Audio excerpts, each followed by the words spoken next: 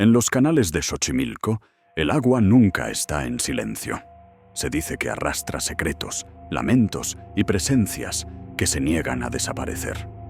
Y en medio de ese laberinto húmedo existe un lugar prohibido, un rincón que muchos remeros se niegan a visitar, aunque les pagues de más. Lo llaman la Isla de las Muñecas. El trayecto hasta allí no es sencillo. Incluso los remeros de las trajineras dudan antes de aceptar llevarte. Algunos dicen que han escuchado cosas en el camino. Otros simplemente rehúsan, como si temieran que al acercarse algo pueda seguirlos de regreso. El trayecto parece normal hasta que la trajinera se detiene. Frente a ti, los árboles están cubiertos de muñecas colgantes, algunas sin ojos, otras sin brazos, todas deformadas por el sol y la lluvia, pero al final, todas parecen mirarte con un gesto vacío, como si esperaran algo de ti.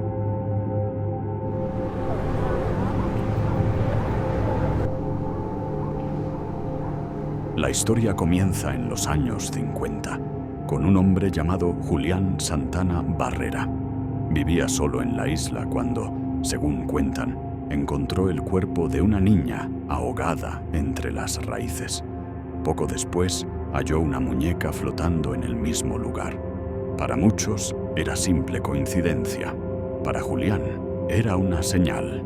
Obsesionado, empezó a colgar muñecas en cada rincón, convencido de que así ahuyentaría el espíritu de la niña. Pero pronto su ofrenda se volvió un ritual enfermizo. Recolectaba muñecas rotas de la basura, rescataba cabezas sin cuerpo, torsos quemados, juguetes mutilados, y los colgaba como guardianes de carne falsa. Pero las muñecas no fueron suficientes. Julián confesó escuchar pasos alrededor de su choza, llantos de mujer en medio de la noche y sombras que lo acechaban desde la orilla. La isla se convirtió en su refugio y en su prisión. El rumor se extendió y los curiosos empezaron a llegar. Julián no los rechazaba, pero exigía un pago extraño, una muñeca más para su colección. Así, los visitantes contribuyeron a poblar la isla con cientos de figuras que hoy cuelgan como testigos silenciosos de su obsesión. Y entonces ocurrió lo inevitable. Su sobrino Anastasio contó que, un día, Julián le confesó haber visto a una sirena en el agua, que intentó arrastrarlo al fondo. Horas más tarde, lo encontró muerto, justo en el mismo lugar donde la niña se había ahogado. El informe médico habló de un infarto, pero los vecinos aseguran que fue la isla quien cobró su deuda. Hoy, la Isla de las Muñecas sigue en pie. Los árboles continúan cargando con esos cuerpos de plástico y trapo, y los visitantes aseguran escuchar susurros entre las ramas. Algunos juran que las muñecas mueven la cabeza, otros que sus labios se abren apenas lo suficiente para dejar escapar una risa ahogada. Tal vez sea sugestión, tal vez no. Pero si algún día decides viajar por los canales de Xochimilco y una trajinera se detiene frente a la isla, recuerda algo. Cada muñeca ahí colgada es un recordatorio del hombre que dedicó su vida a una causa que lo persiguió hasta los fines de sus días. Bajo la ciudad más visitada del mundo existe un lugar prohibido, silencioso y aterrador. Mientras millones de turistas recorren el Louvre, la Torre Eiffel o el Sena, justo debajo de sus pies se extiende otro mundo. Una ciudad paralela, hecha de túneles, galerías y muros que no están formados de ladrillos ni de piedra, sino de huesos humanos. Se trata de las catacumbas de París, un laberinto subterráneo que guarda los restos de cerca de 6 millones de personas. No hablamos de un cementerio común, sino de un lugar donde la muerte fue organizada, acomodada y transformada en arquitectura. Un reino en el que el tiempo parece haberse detenido y donde el silencio está cargado de una presencia que muchos visitantes aseguran sentir. Las catacumbas de París no nacieron como un osario, sino como canteras de piedra caliza. Desde la época medieval, los parisinos comenzaron a excavar bajo tierra para obtener la roca con la que construyeron sus iglesias, casas y palacios. La majestuosa Notre Dame, las murallas de la ciudad y gran parte de sus edificios antiguos existen gracias a lo que se extrajo de esos túneles. Sin embargo, nadie pensó demasiado en lo que quedaba debajo. Kilómetros y kilómetros de galerías vacías que se fueron extendiendo como las raíces de un árbol gigantesco bajo la ciudad. Durante siglos, aquel subsuelo permaneció casi olvidado, salvo por algunos derrumbes ocasionales que ya advertían del peligro de tener un terreno frágil bajo las calles. Con el paso del tiempo, aquellas canteras se convirtieron en un problema. En 1774, un derrumbe masivo cerca de la actual Place d'Enfer-Rochereau provocó que varias casas se hundieran en cuestión de segundos, revelando lo inestable que era el suelo de París. El miedo comenzó a crecer. ¿Qué pasaría si la ciudad entera empezaba a desmoronarse hacia esas entrañas huecas? Años después, ese mismo espacio vacío sería reutilizado de la manera más macabra. Mientras tanto, en la superficie, París sufría otro problema igual de terrible: la saturación de sus cementerios. El más famoso era el Cementerio de los Inocentes, que llevaba funcionando desde la Edad Media y que, para el siglo XVIII, ya estaba completamente colapsado.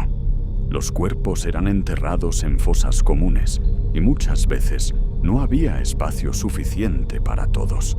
El resultado era escalofriante: cadáveres amontonados, restos que salían a la superficie y un hedor insoportable que se extendía por las calles cercanas. Los habitantes del barrio sufrían enfermedades constantes y en verano la peste parecía multiplicarse con cada soplo de aire.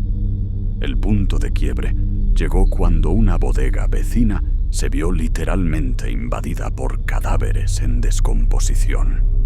Un muro del cementerio colapsó y cientos de restos humanos se derramaron dentro del edificio, contaminando el agua, la comida y desatando el pánico en toda la ciudad.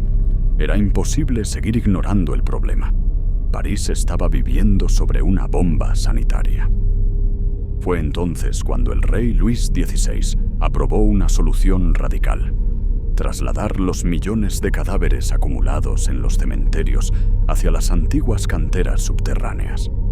En 1809 se abrieron oficialmente al público y desde entonces se convirtieron en una atracción morbosa que atraía a curiosos de toda Europa. Pero lo que los turistas ven hoy es apenas una mínima parte del conjunto. El sistema de túneles bajo París se extiende por más de 300 kilómetros, la mayoría de ellos cerrados y prohibidos. Se trata de un verdadero laberinto subterráneo que conecta barrios enteros, un lugar donde es extremadamente fácil perderse. Los llamados catáfiles, exploradores urbanos que se adentran ilegalmente, cuentan historias inquietantes, pasillos que parecen repetirse, ecos que responden cuando nadie debería hacerlo, voces lejanas que acompañan sus pasos. Algunos afirman haber encontrado habitaciones secretas llenas de símbolos extraños, altares improvisados e incluso rastros de rituales ocultos. En 2004, la policía descubrió algo insólito: un cine clandestino perfectamente instalado en una de las galerías. Tenía pantalla, proyector, filas de asientos y hasta un bar improvisado. Sin embargo, cuando regresaron días después, todo había desaparecido sin dejar rastro. Nadie supo nunca quién lo construyó ni cómo lo habían transportado hasta ahí. Los relatos sobre las catacumbas son numerosos.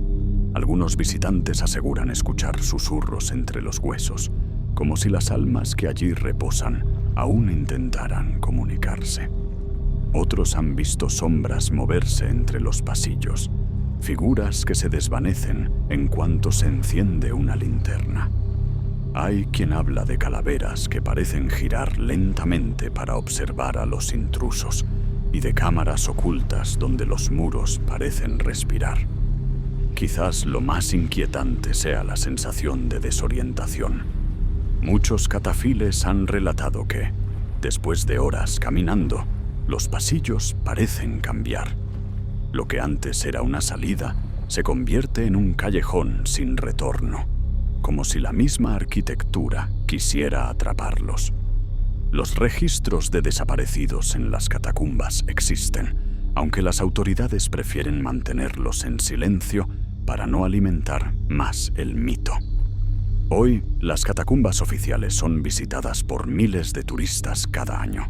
Recorren apenas 1,5 kilómetros de pasillos, observan muros de huesos perfectamente ordenados y luego regresan a la superficie, convencidos de haber visto lo peor. Pero la realidad es que eso es solo la fachada, el rostro amable de un reino mucho más grande y aterrador. Tras las puertas selladas, tras los pasadizos bloqueados, se extienden cientos de kilómetros donde la oscuridad es total y donde la muerte reina sin interrupciones. París es conocida como la ciudad de la luz, pero bajo sus calles late una ciudad de sombras. Allí descansan 6 millones de almas, apiladas en un silencio eterno. Y si algún día decides adentrarte demasiado, recuerda esto: las catacumbas no solo guardan a los muertos, también esperan a los vivos que se pierden en ellas.